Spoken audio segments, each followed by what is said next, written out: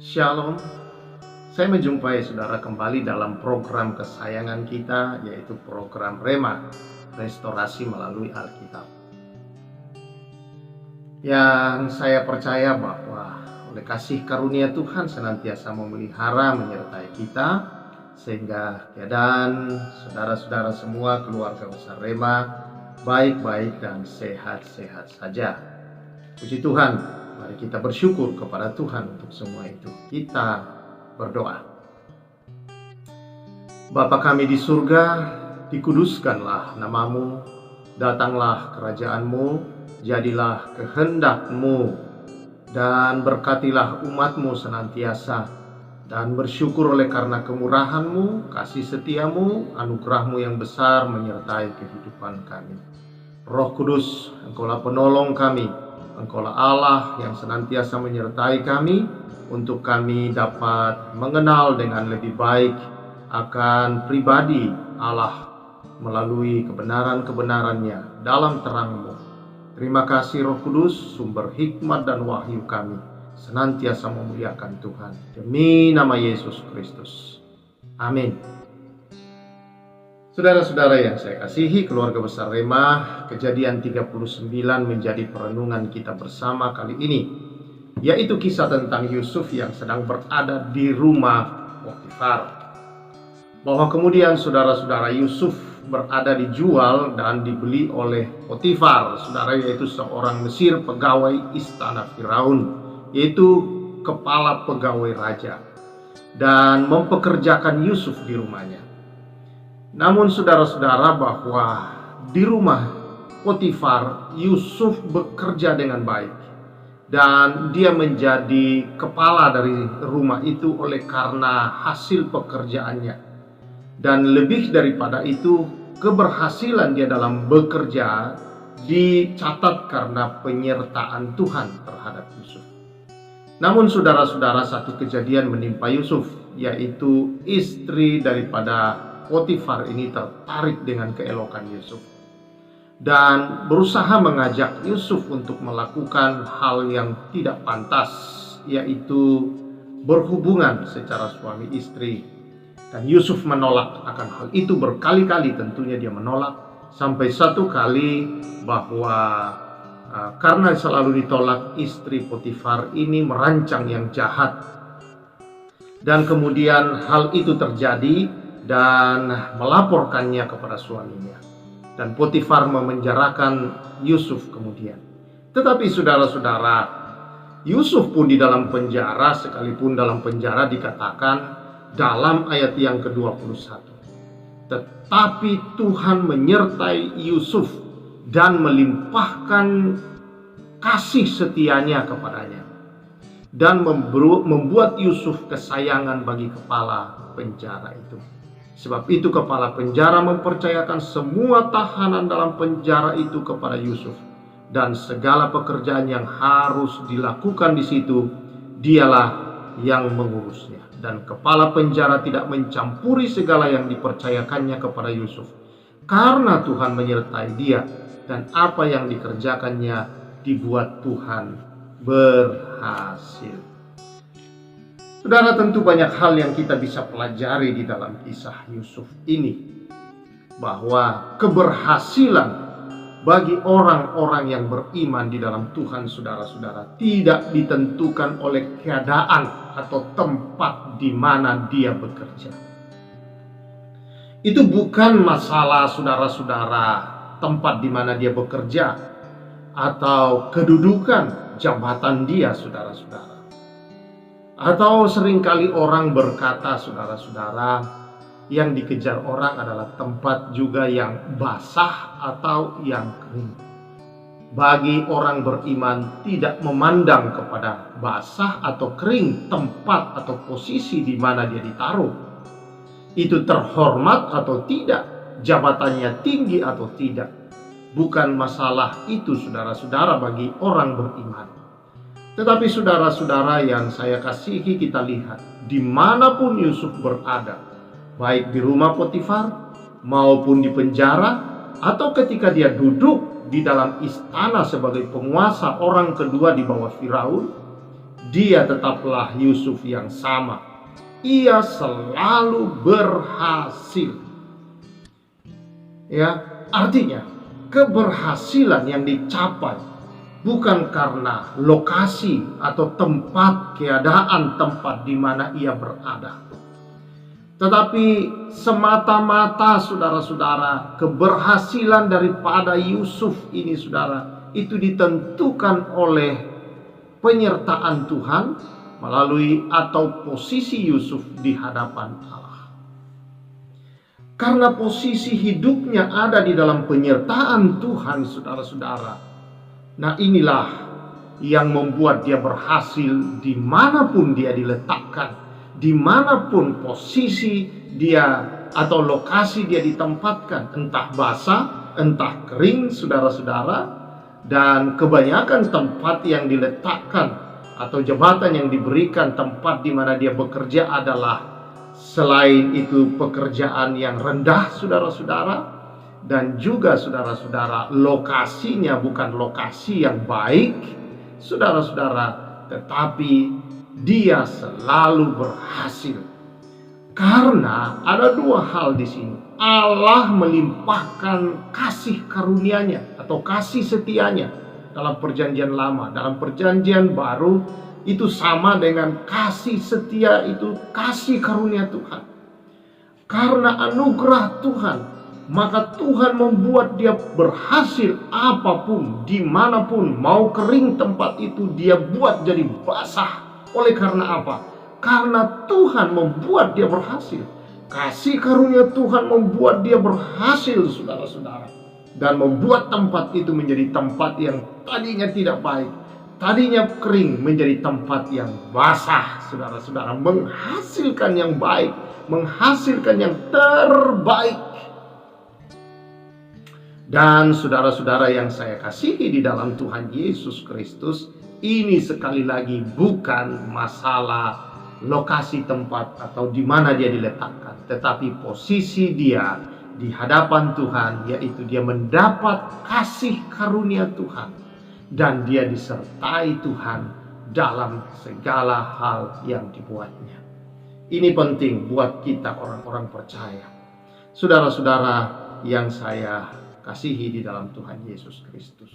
Bagi orang-orang yang tidak percaya di dalam Yesus, yang tidak disertai oleh kasih karunia Tuhan saudara-saudara, maka lokasi tentu merupakan hal yang sangat penting bagi dia.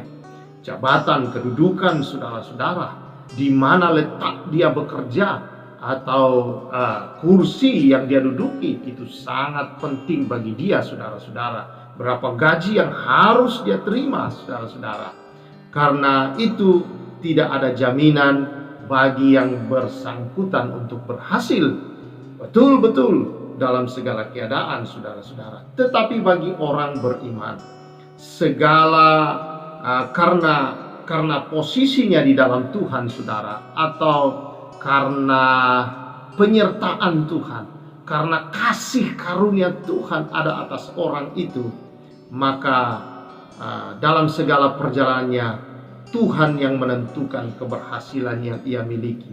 Ini menjadi jaminan untuk berhasil saudara. Karena Tuhan tidak pernah menginginkan seseorang untuk tidak berhasil dalam hidup ini. Tetapi penyertaan Tuhan kita lihat selalu membawa orang dalam keberhasilan. Saudara yang saya kasih dalam Tuhan Yesus Kristus,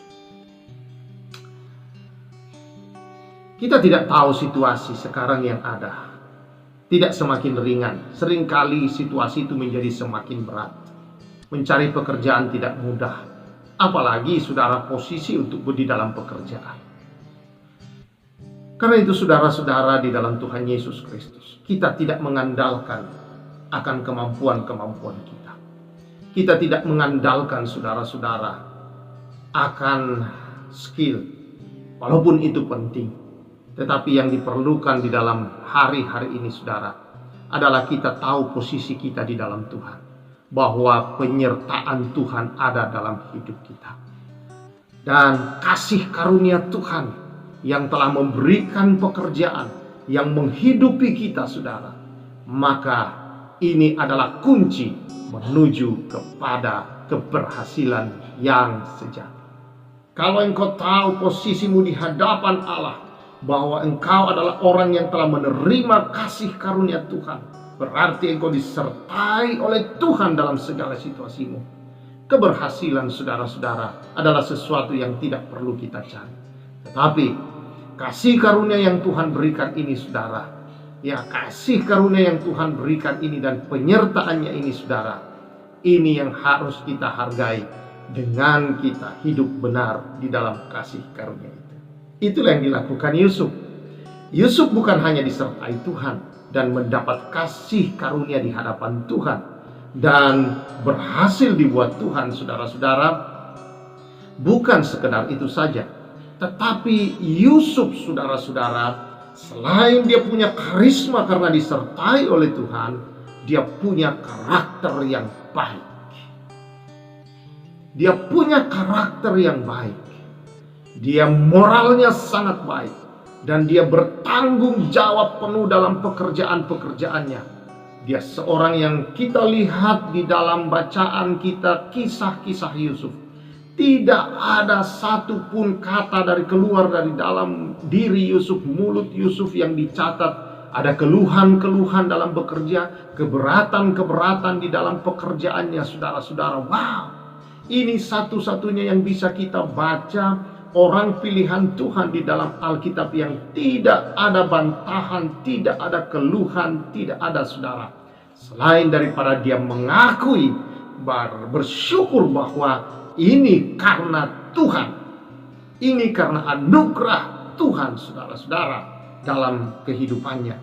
Inilah saudara-saudara yang menjadi hal keberhasilan Yusuf yang luar biasa. Dia berkata demikian saudara-saudara kepada istri daripada Potifar.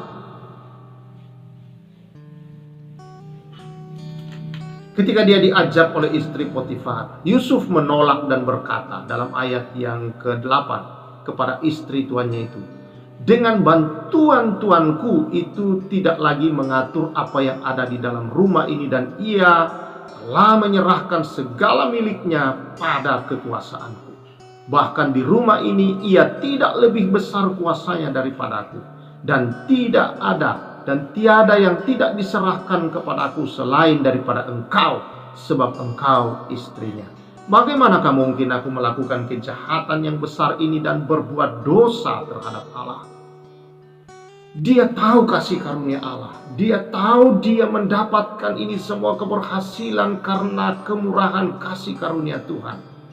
Dan dia menjaga saudara-saudara dengan cara dia hidup benar di dalam Tuhan. Dia menjaga kekudusan Allah dan hidup dalam kekudusan itu. Seringkali ada orang-orang yang suka beraji mumpung saudara-saudara. Ketika dia menduduki sebuah jabatan, atau ketika dia sangat dibutuhkan dalam sebuah pekerjaan itu saudara-saudara, maka dia sewenang-wenang menggunakan kekuasaannya. Dia sewenang-wenang menggunakan jabatan itu untuk melakukan hal-hal yang tidak benar.